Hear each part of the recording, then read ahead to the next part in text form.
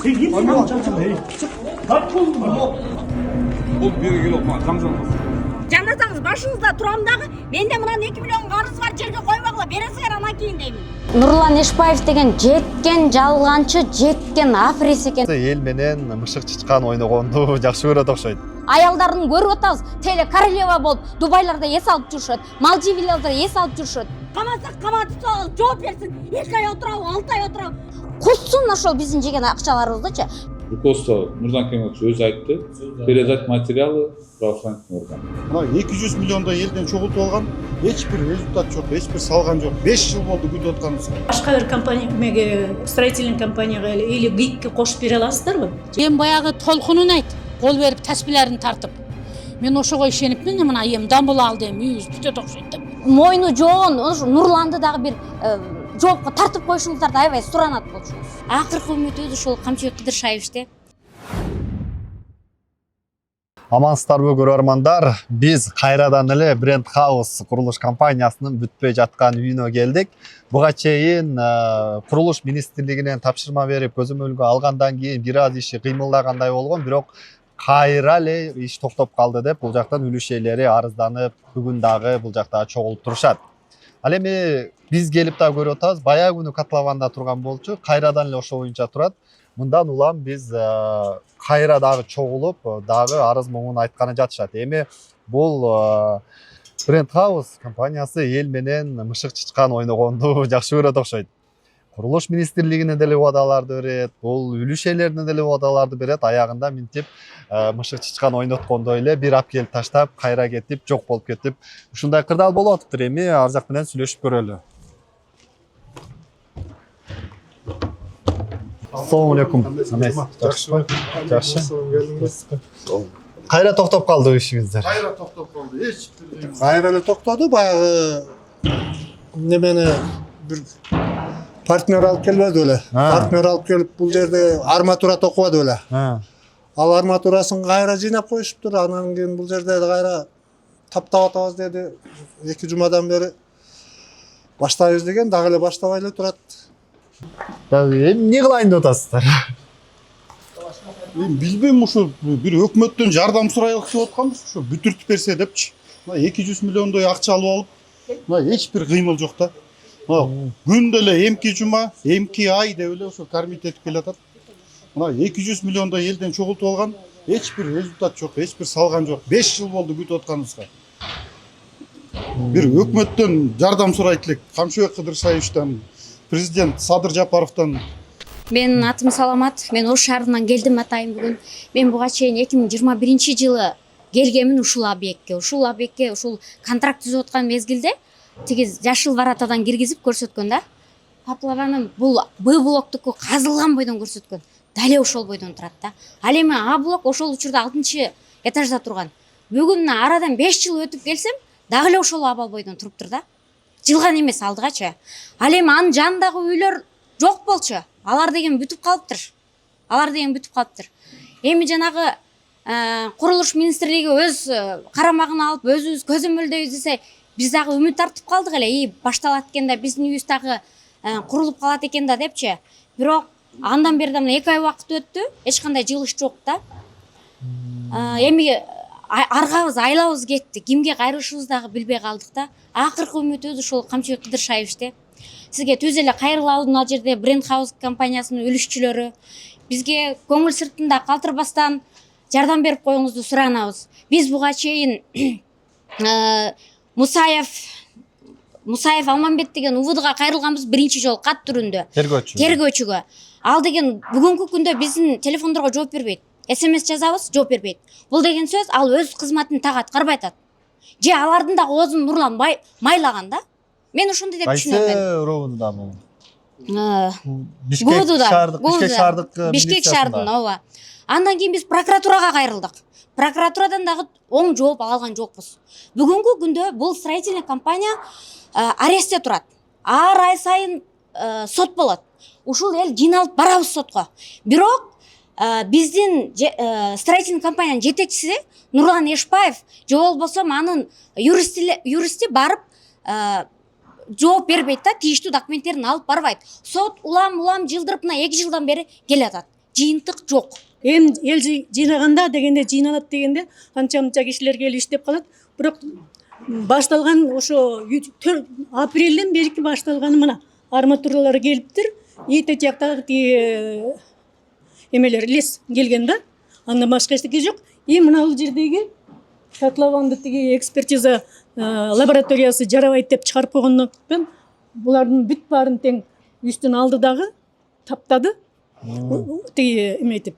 Арматура току видеолорун чыгарып атпады беле? Ошодон кийин анан бул жана сейсмикалык жактан жарабайт деп. Жок, сейсмология эмес, мына уплотнениясыны эметет го, тиги текшерет го, тиги жарайбы, жарабайбы, 15 этаж деген ал деген тиги тамаша эмес да, бир этаж эмес да, итог аны таптайсың. Ошо 15 этаж курулганга карата ошо жарабайт деп лабораториясы жаратпай койгон. Анан жаратпай койгондон кийин бүт баарын тең арматуранын баарын сыйрышты, алышты, жыйнашты, мына жыйылып турат. Үстүндөгү цементтин баарын сыйрып алышты. Эми бетонду күтүп атабыз дейт. Биз өткөндө келгенибизде июнь эле, азыр август 2 ай өтүптүр. 2 айдан бери мындай кичине бир көзгө көрүнөрлүк иш болуш керек. Ошондо мына баштады кокуу, эртеңден баштап жумуш токтобойт. Биз 100 тонна арматура түшүрөбүз. Анан кийин мына кеттик кокуу деп айткан эле. Көрөлү азыр могу жерден түшүргөн арматурасы ушул экен. Мына бул 100 тонна чыкпайт го дейм, могул арматурасы. Анан бул жакты жана кайра башынан таптап, тегиздеп, жана ылайыктап жасап атат дейт. Бая бир видеодо көргөнүбүздө ушул жерди дагы таптап башташкан. Арматура токуп баштаган эле, мына бетон куя калабыз деп. Бирок көрсө анысы болбой калып, кайра арматураны алып, кайра ушинтип турат экен. Эми макул, бул жагын тегиздеп, лабораторияга жиберип таптатып атат. Бул үстүңкү кабаттарына эмне токтоп калды? Ошол жакты иштете берсе болбойбу? Бүгүн биз келдик, эч бир жумушчусу жок экен азыр бул жерде. Өткөндө мына куюп атабыз дегенде ошо куюган боюнча эле токтоп туруп, башка жок. Мына кечээ күнү дагы иш башталып атат деди эле, иш жок да сих пор. Булар мондай чогулганда эле показуха кылып коет да. Мына көрүп атпайсыз, сотко барганда дагы иштеп атат экен го деп коет да. Анан биз ишенип калабыз, макул эми баштасын десе, кайра эле башталбайт да. Башталбайт, ошону эле көрсөтүп кое берет, кайра эле.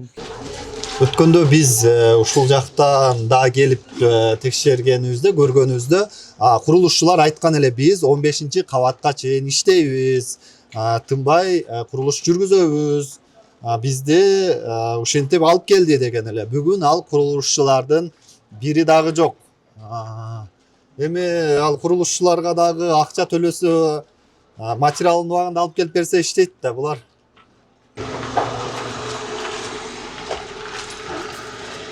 Мына башка компаниялардын, бунун жанындагы кошуналардын курулуштары жүрүп атат. Мондой болуп, иштер көтөрүлүп, жанагы биз келип көрүп атабыз, жанында үйлөр туруп калыптыр деп атпайбы? Булардын көзүн күйгүзүп, аркы жакта иштеп атат, биякта иштеп атат. Аркы жакты караңыздар. Канча адам иштеп атканы, мындай иш чындап жүрүп атканы алыстан эле көрүнүп атат.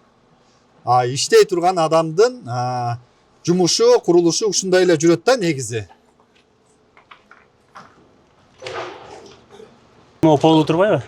Биз баягы келгенде аполлупкаларды коюп койгон жер ушул болчу да. Аполлупкаларды коюп, 2 балага суроо берип тартып атпадыңбы? Ошол жер мурун даярдан токулган. Ошону эле коюп коюшкан, болду, андан кийин жок. Аполлупка токулуп даяр болуп турган эле да ал. Ошол эле коюп коюшту. Болду, ошондон башка жумуш жүргөн жок. Андан кийин бизде эме да WhatsApp өзүбүздүн группабыз бар, дөрүшүктөрчү. Анан булардын эмеси воскресенье күнү биздин группадан да бирөөлөрдүн алса керек. Эме кишилерди алып келген жана арматураларга. Мына сүрөтү бар. Воскресенье иш башталды дейт. Блоко иш башталды. Биз ага чейин бир жума күттүк булардычы. Негизи бул чогулуш мурда эле болуш керек болчу. Азыр бир да киши жок да. Өткөндө ушул жердин полун эле куюп коюшкан, болду. Полун эле бир сыйра куюп туруп кетиптир да, Арматурасы былтыр эле токулган. Өткөндө баа сиздер дагы бир чакырып келгенде ошол даяр эмеге эле бетонду куюп, мына иш башталды, болду, токтобойбуз дешкен. Андан кийин айтып аткан ошо курулуш министрлигинен дагы айтып, жанагы. Алар келип жанагы видеого тартып кетишти. Анда тиги жанагы котлованын арматурасын токтоп эле. Аларга дагы видеолор жөнөткөн экен да, могу жерде жанагы бетон куюп иштеп аткандарын, бетон куюп баштаптыр го, иштеп атат экен го деди эле биз сураганыбыздан кийин. Ошол баягы эле видеосун, биринчи куйган эле видеосун тартып алышканда ошону жөнөткөн. Көз боюмочулук менен эле. Булар ошо жана байке айтып атат, показуха депчи, көрсөтмөгө эле да. Биз ушинтип ызычы кылабыз дегенде эле, булар WhatsApp, биздин WhatsAppта өздөрүнүн кишилери барбы же өздөрү барбы билбейбиз. Биз ызычы кылабыз деген. Кече дагы жазды, кылбай тургула, 1-2 күн чыдап тургула депчи. Жок, биз болбойт, кылабыз деп келдик да. Бүгүн өзүңүздөр көрдүңүздөр, бир да киши жок, бир да жан жок. 2 ай болду. Анда стройканы баштай беришиңер керек экен да. Хорошо. Анан башталсын. Бердим убакытта, аткарды, аткарбаса камалат. Болду, башка вариант. Сен атың ким эле? Эламан. Бүгүнкү бала сенсиңби, бүгүнкү? Эмне мен сүйлөйүнбү? Эмне болуп атат эле бүгүнкү бир күн кызычуу менен дагы келдик да балам. Мен Оштон келип атам. 70ке чыгып Ош менен неменин ортосунда жүрүшөм кыйын экен. Бул Нурлан деген бала бизди куп ишендирди. Ишенип ушунча мен кой эми 70ке чыгып түшүнүгүм жок. Мына түшүнгөндөр бир ооз үйүм не болуп атат, кантип атат дебегендерин карасаң балам эми. Пулду берип коюп эле жакта бериппиз да. Мына жерге арматураларды алып келип мына ишти баштадым деп бир 5-6 адамды жалдап келген экен онда. Мен ошо кишиге дагы ишенген жокмун. Мен мынанча үйдү бүтүрдүм дейт. Мен силерди ким бүтүрөм деди. Уяты жок киши экен ошолам. Мен эми баягы толкунун айт, кол берип таспилерин тартып. Мен ошого ишенипмин, мына эми дамбыл алды эми үйүбүз бүтөт окшойт деп. Бардык эле бизге мындай алдамчылар туш келип атат окшойт балам. Биздин мына немебизди уга турган адам барбы өзү? Эми же немеге барайлыбы? Ташипке барайлыбы? Эми болбосо ошо мыйзамдуу жолу эле калды окшойт. Арыз жазып, мына бардык эле талада экен да, мына жергиликтүү жок экен, бардыгы мына ушу жердекилер жок экен. Алайдан, Оштон, Жалал Абадтан, жалаң ушу таладакылар келип терилип ушу Нурланга туш келип калыппыз. Бул Нурлан Эшбаев деген жеткен жалганчы, жеткен африс экен деп койдук. Бул жерде турган элдер, мисалы мен өзүм мына Б блоктон үй алгам. Мен акчасын төлөп бүткөнмүн да. Канча төлөп бүттүңүз? Мен дээрлик үйдүн акчасын төлөп бүттүм. Ал Нурлан ушул күндө айтып атат, А блокту салганга биздин кудуретибиз жетет. Бирок Б блокко биз инвестор карашыбыз керек. Буну инвестор салат дейт.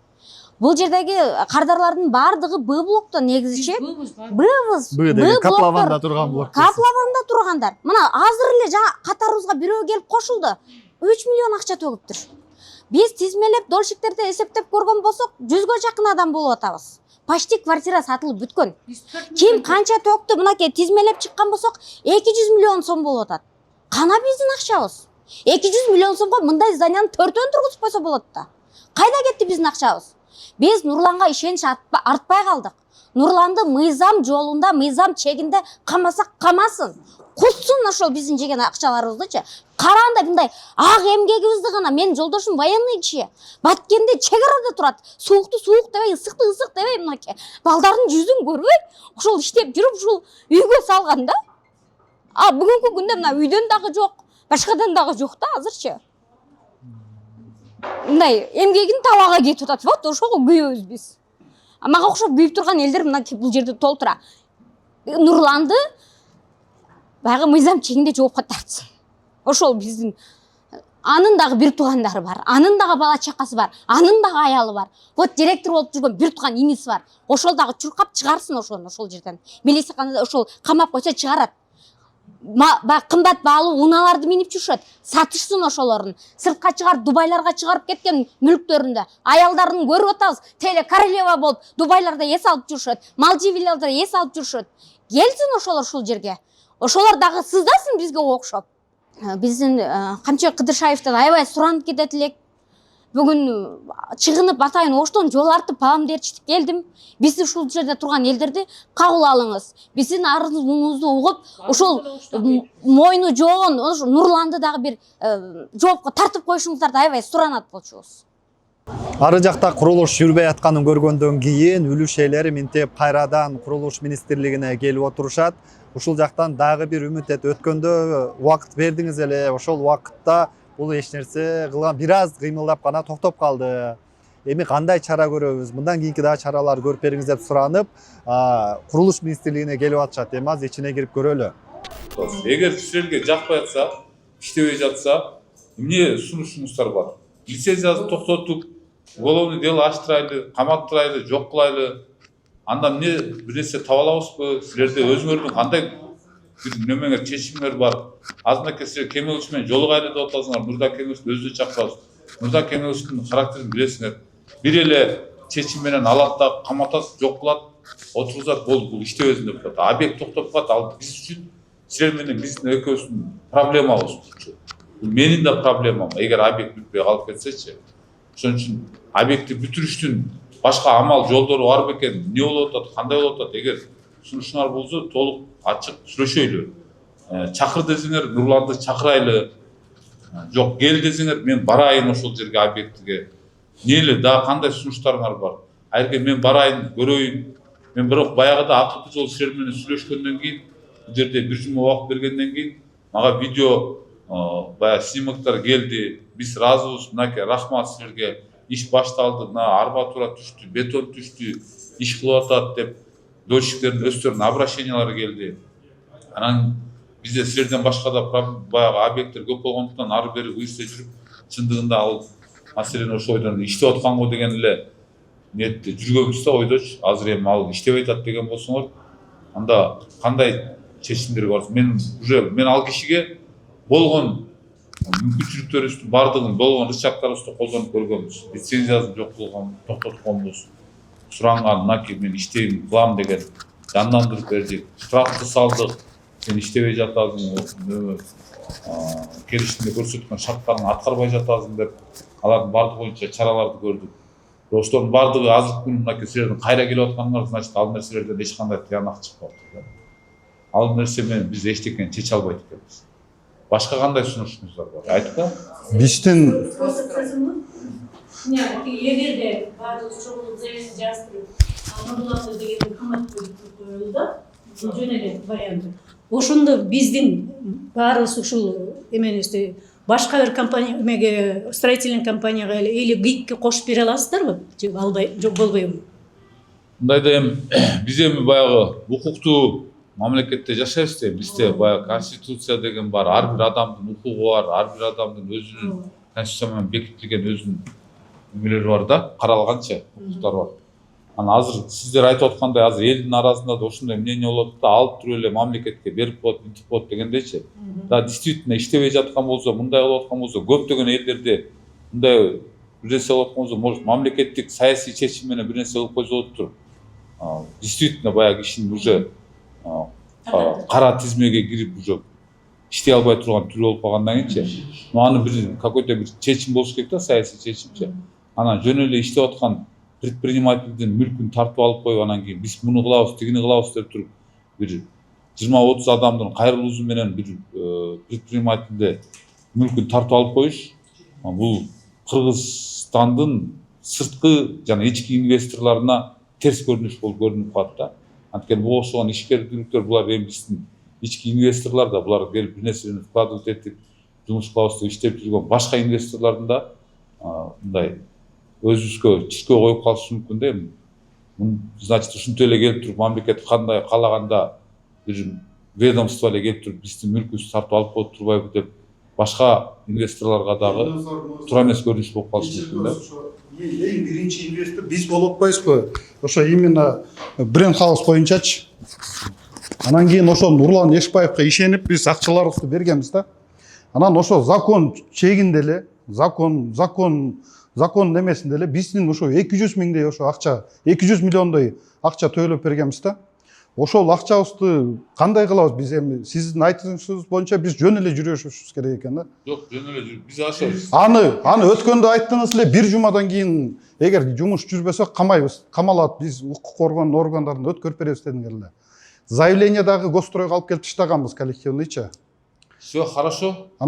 Биз жанатан бери сүйлөшүп, акылдашып, тиги дольщиктердин баардыгы сүйлөштүк. Закон чегинде эле неме жооп берсин мыйзамга. Мына биз моулардын баардыгыбыз ошо инвесторбуз, внутренний инвесторбуз да, ошол строительный компаниягачы. 200 миллиондой акча төгүп бердик. Мындай кылсак, бизге деген ушу түшүнүш керек болуп атат. Нурлан мырзаны камап салышса, бул жерде канчалаган кишилер турат да, алардын тагдыры эмне болот, ошолорду билип алып туруп анан кылыш керек болуп атат да. Биз азыр суранычыбыз ошол объектти башка инвесторлорго которуп бериш керек деген оюбуз бар да. Чтобы дальше там бир сыйра аудит, биз аудит жалдайбыз, көрөбүз. Аудиттен эси дагы сатылбаган квартиралар же возможностьтор болсо, может быть какой-то инвестор заинтересуется деген суроо да. Да, практикада мындай нерселер бар да. Например, бир субъект иштей албай калды, өзүнүн убадаларын аткара албай калды, банкроттукка учурады да. Аны банкротко объявлять этип, соттун чечими менен аны жандай ликвидация кылып, бир жандай спецадминистратор назначить этет туурабы. Ошонун баардыгын ликвидация кылып, башка бир фирма ошол дольщиктер менен сатып алып, дальше куруп бүтүрөм деген ушундай практикалар бар да. Бирок это будет процедура проходить годами да.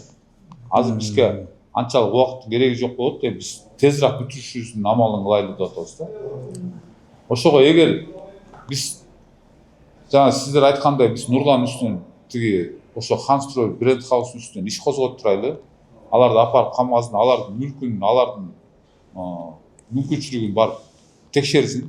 Да, действительно куруп дальше бүтүрүп кете ала турган болсо, ошондой болуп куруп бүтүрүү милдеттенмесин ошо укук коргоо органдары өздөрү алып, ошол ишин алдыга жылдырышсын да.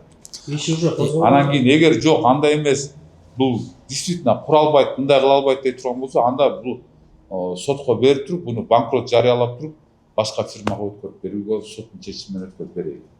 Ошондой бирок бул деген процедура аябай долгий экен да. Сиздин айтуусуңуз боюнча уже дагы 2-3 жыл убакыт өтүп кетиши мүмкүн экен да. 2-3 жыл ошентип узарып кетиши мүмкүн да. Биринчи ошон үчүн тиги Эшбаевдин өзүн эле чакырып туруп айтайлы. Эгер сен кура албасаң, анда келе болду. Ушул эле турган анан дагы бир суроом. Мурдакысында хорошо. Эгер ушундай эле эсеп учету менен, ушул дольщиктер менен, ушундай карыздар менен өзүнүкү бар да эми баягы математикада өз бухгалтериясы бар да. Ошол бухгалтериясын бүтүн эсептеп туруп анан кийин башка бир инвестор ошону дальше куруп алып кетем дей турган бирөө болсо, анда силердин бардыңар менен чогуш өткөрүп, Нурланды тиги фирмасын эми анда деле силерде бизди деле алдап коюшу мүмкүн да. Ооба, мына мен Нурлан Эрланга бердим деп турупчу. Анан биз кантип доказать этебиз туурабы? Анан жөндөн жөн ошол үчүн эң эле жакшы таза биздин да силердин астыңарда жүзүбүз жазылып жарык болуш үчүн кылмыш ишин козготуп туруп эле берип коюп турган ошол жактан тескерилсин. Анан ошол жактан кандай чечим чыкса ошону менен кетсин да. Сиздердин негизги талап баз коллективный арыз жазабыз деп атасыздарбы? Жок, арызыңар бар да бизде. Барбы? Арызыңар бар, бизге обращениялар бар. Биз ошонун негизинде мынакей убакыт бердик, карадык, мүмкүнчүлүк бердик, аткарбады, кылбады. Ошонун негизинде анда биз материалдарды даярдайлы дагы. Азыр биз өз бир отделге берели. Бүт материалдарды даярдап, кандай болду, эмне болду, кайсы объекттер кандай болуп атат, ошол боюнча кылмыш ишин козгоого өткөрүп берели. Сиздин башка вариантыңыз болсо уксак жакшы болот. Башка вариантым азыр Нурланды чакырайлы бүгүн түштөн кийин. Нурланды айтайлы дагы баягындай жол менен, запистерди көрсөтпөлү ооба Нурланга. Айтайлы, Нурлан аткарсаң аткардың, мынакей мондай деп, акыркы мүмкүнчүлүгүн дагы тездет жандандыр деп, анан кийин мен өзүмчө да аны менен сүйлөшөйүн. Мүмкүнчүлүктөр менен ал жерге бир баланы байлайын да, бүт финансовый возможностьтарын бүтүн өзүн отражать этип берсин, действительно куруп бүтүрүп алам дей турган болсо, ага поручительдери келеби, кимиси келет, ошолор менен мен өзүмдүн баягы мындай жигитчилик жагым менен деле карап туруп сүйлөшүп берейин да аны мененчи. Именно баягы кызматым менен кыянаттык менен пайдаланбастан эле мындай эле жигитчилик менен эле сүйлөшөйлү деп экөөбүз айтайын. Ушундай маселе менин да намысыма шек келтирип атасың деп элечи. Ошондо Нурлан менен сиздин сүйлөшүүңүз болгондо так чыгыш үчүн аудит жалдап туруп биз эми коллективно кеңешип атабыз да. Аудит менен биз чыгарайлы квартираларды эсептеп депчи. Ошону чыгарып туруп сиздер бизге бир аудит таап берсеңиздер, биз жалаң эле жөнөкөй адамдар экенбиз, таба албай атабыз. Бирок акча чогултуп жарымызын Нурлан, жарымызын биз чыгарып ошол строительный компаниянын финансовый эмесин чыгарсак жакшы болмок да. Ошондо сиз көз алдыңызда көрүп отуруп, ошонун негизинде чыгарганда так эсеп чот чыгат эле деген сунушубуз бар да. Нурлан акчасы жок болсо эмесинче Нурлан өзү таап келет да, биз бул жак менен бекемдеп аткандан кийин. Нурландын акчасынан сиз беспокоить этпеңиз. Анда мындай бар, азыр тиги Нурлан связьта бар да, сүйлөшүп атат да барды силер менен.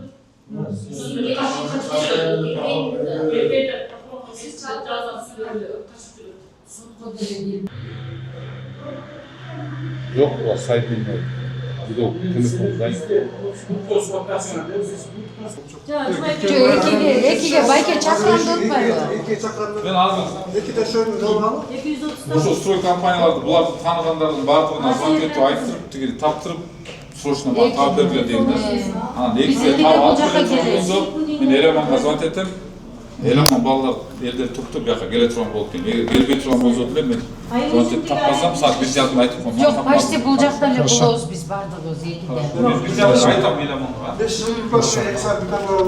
Похорондо жүрөм дейт, эртең келем дейт. Курам бүтүрөм, 22 хова нерселерди, кум шагылдарды түшүрдүм, уплотнять еттим, бүгүн подбетонканы куям дейт. Короче, иштерди кылбай коем деп айтат да. Но мен на местах өзүм көрбөй аткандан кийин нерсени айтышым кыйын болот. Ошон үчүн силерден чечим кандай десеңер ошондой. Мен азыр руководство менен макулдаштым, руководство передать материал ГКМБ, люди просят сизден, не отказывают, давайте передайте деп атат. Ошонун жыйынтыгы мынча элдин эми биз көрүп атабыз, бир определенный бир 2-3 адамдын ою жарымыңар каматка десеңер жарымыңар куруп бүтүргүлө дейсиңер да азырчы. Иштеринен мен жакшы сөз уккан жокмун. Мынча ушунда камап жүрөбүз, мынакей кыйнайбыз, буларды акыры курдуруп бүтүрөбүз деп, саат 5-те ишемесеңер ушул жерде турсаңар, алар да келет. Алар да келет ошо, мына силер каматтыңар, результат не кылдыңар? Эчтеке чече албагандан зачем каматасыңар деп ишти кайра жаман көрөт. Ошон үчүн мен силерге өзүмдүн да сунушум, өзүмдүн да оюмду айтып коюшум керек. Нурланга срок өткөндө силердин Бир жума коюлган. 2 ай өттү. Азыркы күнү бир күндө стройкасын токтотпостон күнүгө улантасың. И бүгүндөн баштап мен ал жерге шаардын инспекторунан бирөөсүн ответственный байлайм. Күнүнкү объем работасын аткарылып атабы, определенный объем работа. Ошол боюнча мага ар неделяда отчетун берип турасың деп, ошондой кылып бекитип берейин деп атам да. Эгер жок силер анын кереги жок, давай мага камат Нурланды десеңер, мен Канча жылдан бери жаңы эле биз сүйлөштүк да баарыбызча. Сүйлөшүп неме кылдык. Ал бүтүрө албайт. Бүтүрө албайт. Мына 100%. Мыйзам чегинде жооп берсин. Анан кийин калганын болсо силер өзүңөр контролдоп, гиккеби же бир нерсеге биз эсептеп көрдүк, примерно жарым квартиралар бар экен. Сатыл элек. Я любой коммерческий предложенияга каждый коммерсант макул боло тургандай эле вариант бар экен да азырчы. Гикке өткөрүп берсек сонун болмок, анткени өкмөт гикке өткүзүп бериш биз чечпейбиз, конечно. Жок, эми ошого аракет кылайлы, сиз жардам берип неме кылып койбойсузбу бизге? Анда ошондой кылайлы. Тиги Нурлан Эшбаев ал тиги неме өзүнүн немесин туура эмес кылган немелерин мыйзам чегинде толугу менен жооп берсин. Ошону суранат элек. Мына биз буга чейин дагы сүйлөштүк. Мына бардыгы эле макул. Эч кимге бергиси келбей жатат, өзүнүн пайдасын кетиргиси келбей жатат. Мисалы бир эле Нурлан үчүн биякта жүздөгөн адамдар биз мындай страдать эткибиз келбейт да, и убактыбыз дагы жок ал нерсеге. Биз аны еще дагы күтүп мындай кылгангачы, биз ошондой эле мыйзам чегинде эле чечип берсем, биз уже дальше уже биз действительно бул жакта көбүнчөсү бардыгыбыз эле уже почти төлөп бүттүк. Мисалы мен почти 2 квартирамызды төлөп бүттүк. Нурислам, Рахима или кого-нибудь отправь сюда на первый этаж бывший единый окно. Ошондо баарыңыздар арыз жазып, кылмыш ишин козгогонго коргоо органдарын өткөрүп бергенге макул болуп атасыздарбы? Направление берип атканда, что даярдатында мындай гидке өткөргөнгө аракет кылышындай направлениясы болот го. Мисалычы, коммерческий болсо деле ошентип гидке өткөрүп берсе жакшы болмок. Биз бардыгыбыз эле макулдашып ошондой чечимге келдик. Уже эртең Бред хаус боюнча бизде даяр бар материалдар. Анан акыркы жолугушта айтылбады эле, бир аз убакыт берели, анан мен чечип берем. маселе жок. Если бездействие, тогда мы направим. Байкес, бир жумада болсуз го, бир жумадан ичиндечи ошондо булар мага видеолорду жөнөтүшүп аткан. Просто номерлерин иса. Камерага минуташып берип коюп. Уксаңыз мен аны айткан жокмун. Ал мага Нурлан жөнөткөн жок. Именно дольщик аялдар жана бир оронгон бир аялдар жүрөт эле го. Элмира эже. Башка объекттен үй берди. Да. Ошолор комментарий берип сүйлөшүп.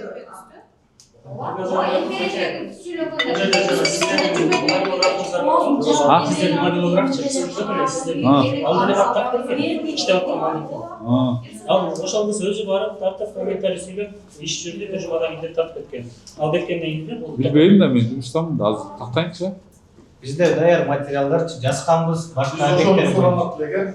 Анан кийин тиги немеден окол следствие барды, выявлять этилет да. Да, хорошо, маселе жок, жарайт ал жагы. Болду да анда. Мен чыгаргандан кийин керек турбайсызбы сизге? Жок, эжеке, болду мынакей азыр встреча болду го. Бизде силердин обращениеңер бар, даяр материалдар бар. Ошолор менен мынакей азыр юристтерге мен уже руководство менен макулдашкам. Руководство жана айткан өзүнө чечим кабыл ала бер деп. Руководство Нурдан Кемелович өзү айтты. Передать материалы правоохранительным органам. Болду? Башка эчтеке жок. Анан жанагындай биз как бы силерге тезирээк бүтүрүштүн амалын кылып мындай да сунуштарды айтып көрдүк, бирок силер бардыгынан каршы чыктыңар. Биз мынакей колдойбуз. Бул жолугушуунун эртеси архитектура курулушту көзөмөлдөө департаментинин директору Эрназарбек Сүйөркулов үлүш ээлери менен кошо турак жайды көргөнү барган. Анда Brent House компаниясынын директору Нурлан Эшбаев кардарлары менен жакалашып, жаңжалдаша кеткенине да күбө болгон.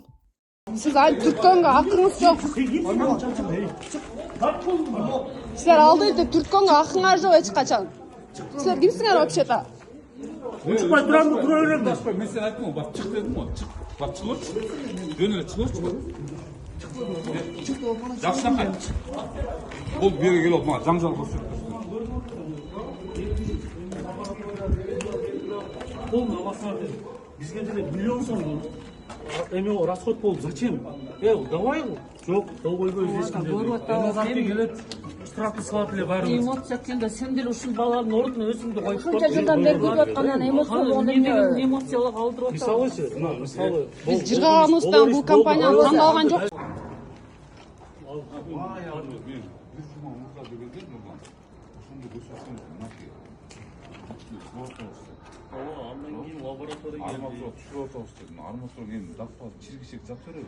Эдил жумасына бир күн обязательно келет, полный фото, видео съемка кылат. Бир жумалык отчетуңду бала жүргүзүп мага алып кетип берди. Сайт алдына кантип жооп бересиз? Сиз мына жерде 20 адамга жооп бере албай атасыз го. 20 адамга жооп бере албай атасыз сиз. Кудайдын алдына кантип жооп бересиз, Нурлан? Сиз карызы бар адамды жерге эм койбойт, билесизби ушуну? Кудай сактасын, бир нерсе болуп өлүп кете турган болсоңуз, мен сизди жаназаңыз башыңызда турам дагы, менде мындан 2 миллион карыз бар, жерге койбогула бересиңер анан кийин деймин. И только мен өзүм мына үйдү баарын жыйнап барам ошондо дагы. Мына анын карызы бар, жерге бербегиле, төлөгүлө мен. Карыз деген ата без жерге койбойт, билесизби? Мына бузады беребиз, өтүп не кылайын, өлүп алайынбы деп коркутуп атасыз, Мен акырын сурадым. Не кылайын, өлүп алайынбы деп атасыз. Бул жооп эмес да. Жооп беришиңиз. Жолдошум 2 жолу келип кетти. Сиңдим 2 жолу келип кетти. Ушул жерге өзүм жетпей жатканмын. Бүгүн мынакей келип отурам. 5 жыл мурун келгем, кандай болсо, дал ошондой бойдон турат дал жер. Бир дагы жылып койгон жок. Ачуң келетпи? Келет да. Чыдамым кетти адамдын чыдамы кетти. Камасак каматып салалы, жооп берсин. 2 ай отурабы, 6 ай отурабы, бул колунан эч нерсе келбейт, камата албайт деп атат да. Уктуң давай, силер добро бериңиздер, жазыңыздар. Нурлан өзү жок болсо, тиги иниси бар, бир туугандары бар, башкалары бар. Бүтүрөп буну чыгарганга аракет кылып, сиздерди үйүңүздөргө аракет кылар деп. Башка жакта мүлктөрү бар бунун деп. Асанбайда салган үйлөрү бар, Изумруд бар, Рахат Резиденс бар. Турабы? Башка жакта мүлктөрү бар, алып келип салып бүтүрөт биздин үйүбүздү. Ушунча адамдын акчасы каяка кетип атат? Сиз айтып атасызбы? Буга чейинки видеолордо көрдүм. А блокту бүтүргөнгө кудуретибиз жетет, Б блокту биз бүтүрө албайбыз деп. Саман деле мына жерде көп чогулган дольщиктер, акча төлөгөндөр булар Б блоктогулар буларчы. ушундай ачуум келди, ушундай ыйлагым келди. Кече барып ушундай башым көтөрө албай жатып калдым. Давление болупчу баягы жерде. Балам ээрчип келип алганын айтып салпактап. Мага дагы зарыл эмес кайра келиш.